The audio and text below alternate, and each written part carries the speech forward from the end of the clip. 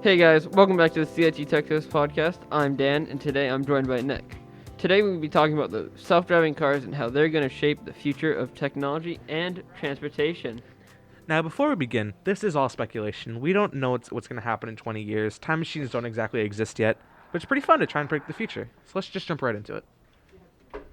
So when many people think about self-driving cars, they think of cars that don't have steering wheels, that maybe don't even have drivers in them sometimes to deliver goods, packages, stuff like that. Yeah. But nowadays, within the current day, we don't really have many of those cars. There's probably one or two out in the world in the more advanced parts, in more advanced developmental stages, is what I'm trying to say. Yeah. But most cars are mainly, at the most, at a hands-off level. When you're sorting through self-driving cars, there are 5 general levels of vehicle interference. Level 0 is where the automated system just introduces warnings. It maybe sometimes steers you in that direction if you're turning off course just a little bit.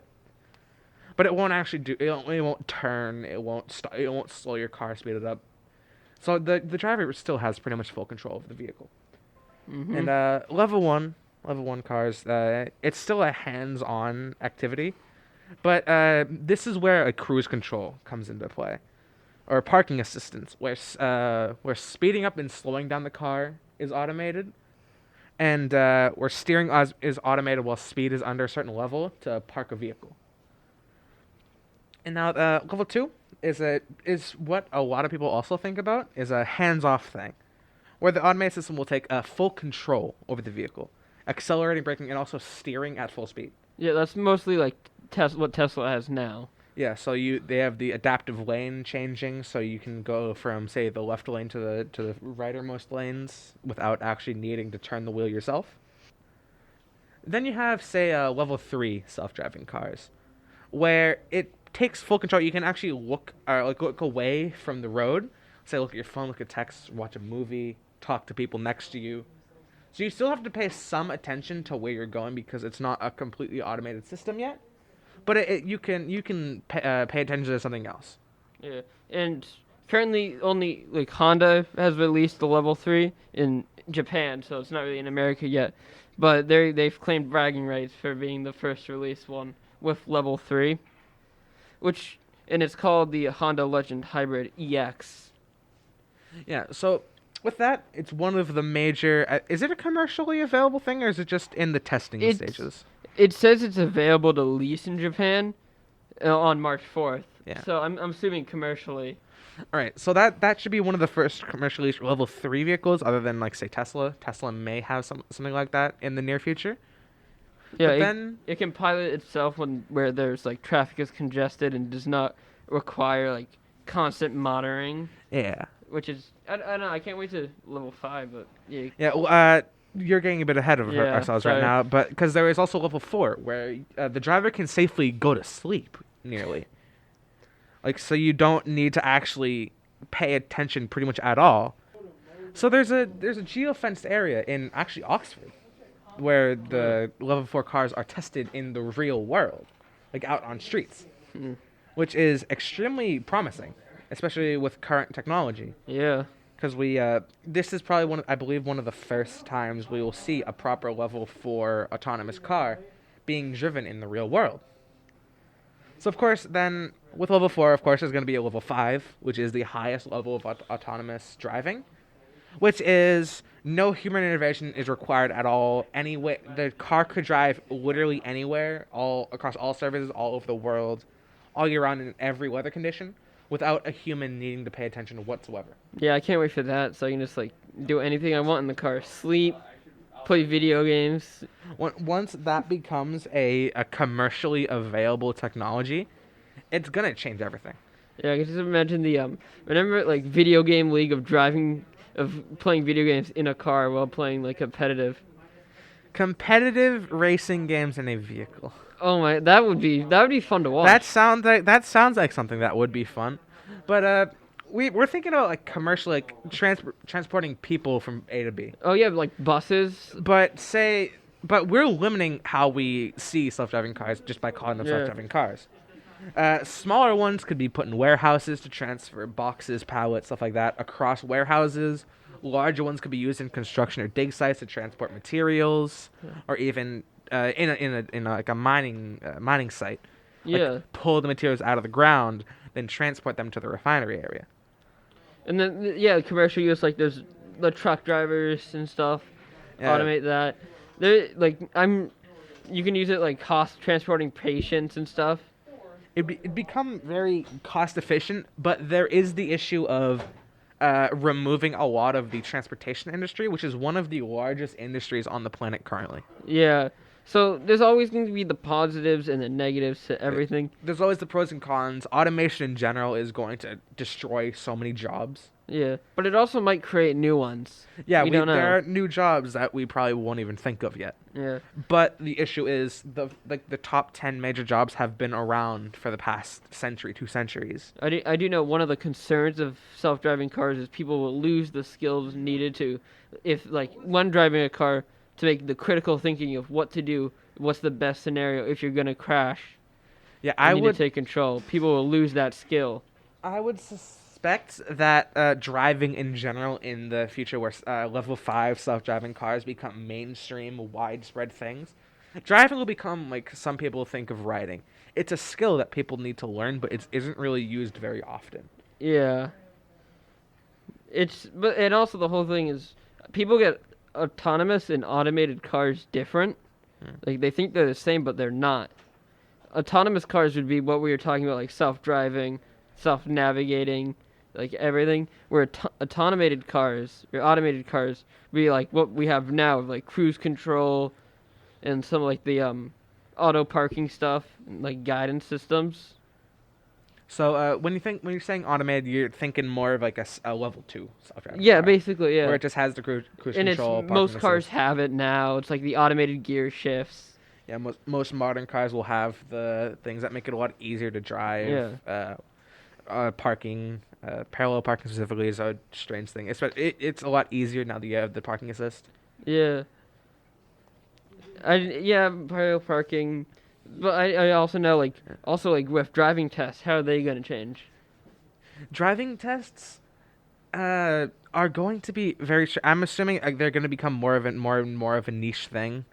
Like, say nowadays, everyone needs to be able to drive a car to do most of their lives. Yeah. In, say, I'm going to say 10, 20, 30 years, that's going to be less of a thing. I'm going to say, I would predict less than half of the current population in, say, 2050 will know how to drive a car.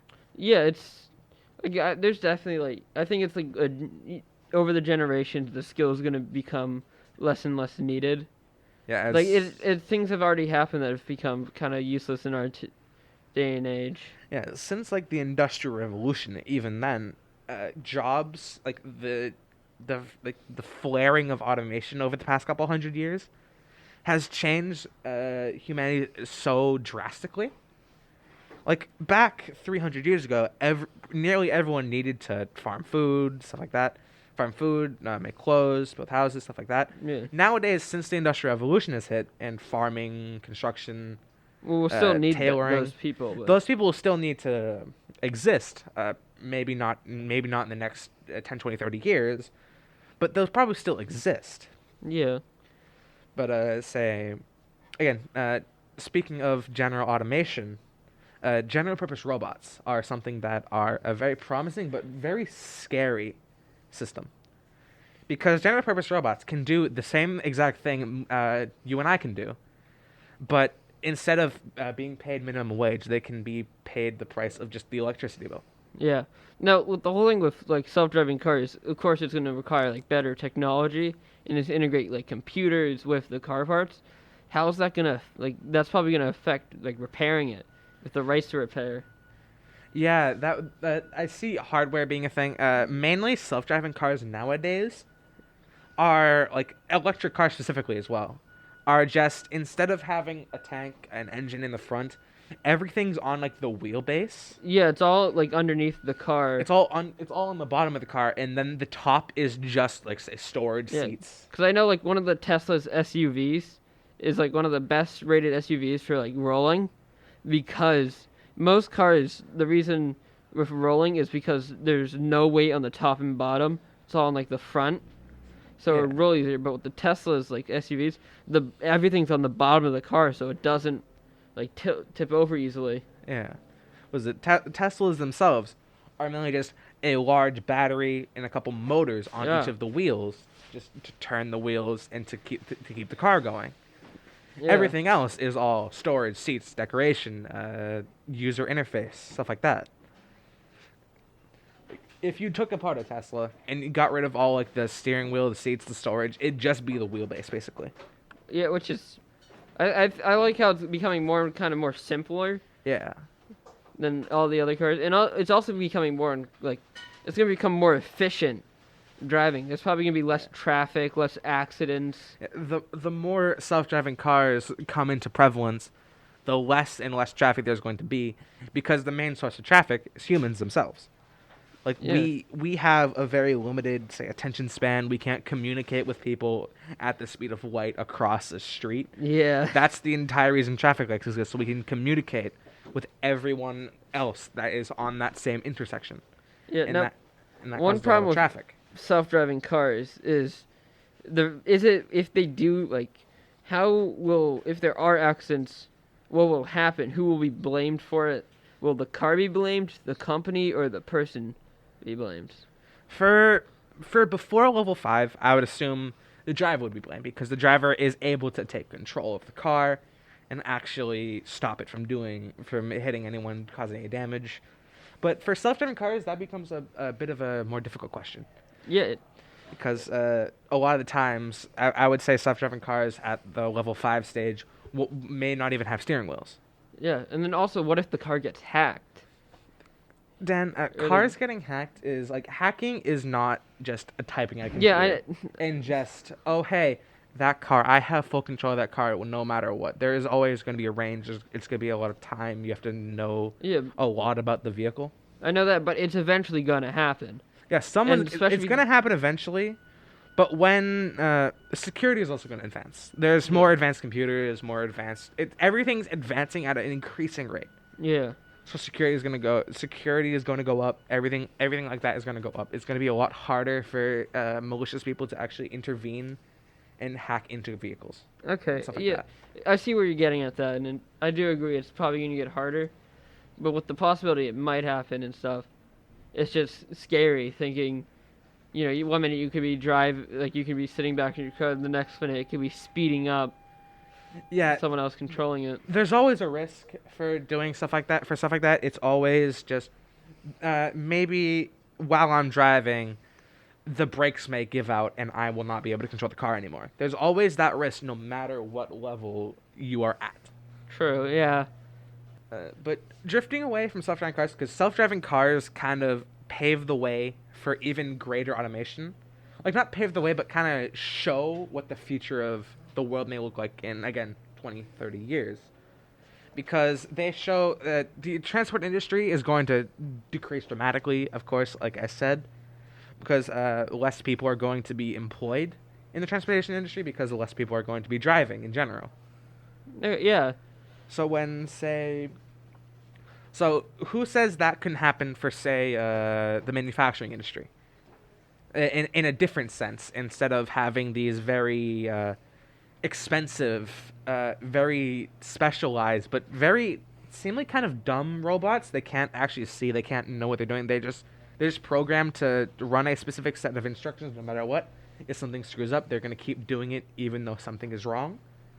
But there are robots, even now, not a commercially available robot, but there are robots that can do general purpose things. They can see, they can learn. Like, they can watch, say, someone make a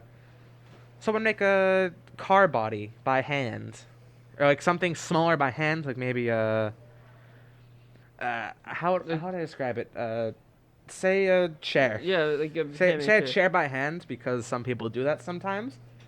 The robots could probably see what you're doing and recreate it nearly perfectly and make an almost identical chair. Kind of like how captures work. Captures are being used to tell like databases what things are. Yeah, captchas themselves are for machine learning to set up so the machines can literally can determine specific things. That's why a lot now, when you have a capture, it's mainly road signs, traffic lights. So that's helping AI, machine learning, actually notice what is what. So again, when you like select all the traffic lights, select all the trucks, select all the bikes, it's for machine learning, it's a very strange process. It's basically it's teaching a robot what it is by just showing it hundreds of thousands of millions of pictures. Oh yeah. So when you ever take a capture, you're adding to that list of pictures and videos that is shown. Yeah. Again, road signs, traffic lights. When you complete that captcha, you are directly helping machine learning advance. Oh yeah. Another thing that I've been thinking about with self-driving cars, are the cars going to be cheaper or more expensive? I think they're going to be cheaper because they're going to be using like they're going to be using less like parts like cars today, because it's mainly just going to be like the battery, the Yeah. motors and the wheels, maybe like the sensors. I can see it maybe be more expensive because of all the software Yeah. and stuff. Overall, as automation increases again 10, 20, 30 years, as automation basically instead also throws people out of work, it's going to become a lot cheaper because it's easier to produce, to mass produce entirely. Like say how cars used to be extremely expensive before the production line, the mass production line, with all the Yeah. very specialized robots making them. They're probably a lot more expensive back in the day, but Yeah. now they're relatively cheap because they're made very quickly by these specialized robots. And I'd say that's gonna go at an increased rate with the general purpose robots coming out. It's like a computer as well. Like back in the day, Oh yeah, computers used to were be the highly specialized but very slow and expensive. yeah when laptops came out, those things were just like Nowadays, you have a computer in your phone that is hundreds of times more powerful than the computer they used to land on the moon. yeah that is. I find that kind of like how far we've advanced in such a short amount of time with computers. And that's nearly, what, 40, 50 years? Half Yeah. a century ago that happened? In half a century, it's going to be even higher because tech... Like, if you look at the innovation curve, 10, 12,000 years ago, it was a very slow curve. Yeah, we got the But now that we're coming in now, it's going exponentially. So between say 100 years ago and now, there was more innovation than there was 100 years ago and 12,000 years ago. yeah Even though no, it was a much larger time. yeah, and you can see like the improvements of life with the technology. Yeah. Like standards of living has risen up since technology has gotten better. Yes. But again, it's going to cause major dips in jobs. I wouldn't say companies will remove human workers altogether, because the companies will need people to buy products, and if a person doesn't work, they won't be able to have money. Yeah, it also probably will affect the economy, maybe lowering or raising the price of things. I would And say I would say if less people had jobs, the price probably would be lower, so more the people demand can would afford go it. down, and then the supply would be too much. The prices would go down Yeah, theoretically. But again, we don't know what's gonna happen. That's Yeah. probably gonna happen. If not quickly, it's gonna happen within the next 20, 30 years. Like technology from now until then is going to change so much we can't even probably comprehend yeah, it. especially with also like education, what someone learns about like technology, like us in the like education field, is gonna change in like the next 5 years. Yeah, say right now we're talking about on a computer, doing manual administration on servers, stuff like that. Yeah, that's In say 10, 20 years, everything's going to be different. Instead of doing stuff like this, they're probably going to teach, oh hey, this is what they used to do. You can teach a robot to do this. yeah. This will be like the old school class. This will be the class that History I would class. say goes on, that will be survived the longest, because say automotive, metal fab, MET, stuff like that are really easy to automate. Those trades will probably go down as time goes on. Well, I don't know about metal fab. Metal but- fab, I would say, because there are welder robots that automatically weld stuff like that. Yeah, They're all going to be trades that goes down. Computer, the IT field will probably go up, then plateau, then go down as robots are able to program themselves. Oh yeah, that's Which is a very scary thought, which we can talk about in a different podcast, because Yep. that brings us on to like the tech singularity, and how that will affect humanity and everything like that in the next 100-200 years. yeah. But for that would need its own podcast in itself. That would be like a far future discussion podcast. Okay. But for now, I believe we should end it off here. Thank you for listening, and we will see you next time.